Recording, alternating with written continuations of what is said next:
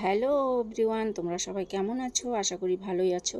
তো আজকে আমি ট্যাংরা মাছের ঝাল রান্না করব। দেখো, পেঁয়াজটাকে সুন্দর করে লাল লাল করে ভেজে নিচ্ছি, তারপর মশলাটাকে দিয়ে ভালো করে কষিয়ে নেব। আর এদিকে ট্যাংরা মাছগুলো ভেজে রেখেছিলাম, তো সেগুলাকে তোমাদের দেখালাম না আজকে।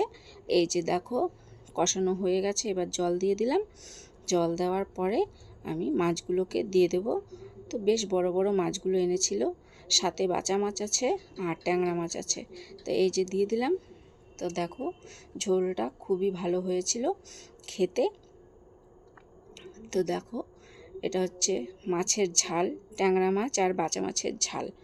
তো তোমরা কে কীরকম করে খাও অবশ্যই আমাকে জানাবে। আমি অনেক দিন পরে আবার ভিডিওটা দিলাম, লং ভিডিও, তো সময় পাই না। এই যে দেখো, আমার ট্যাংরা মাছ হয়ে গেল তোমাদের সাথে গল্প করতে করতে। তো এবার একটা পাত্রে নামিয়ে নিলাম আর পরিবেশন করব। তোমরা ভালো থাকবে, টাটা।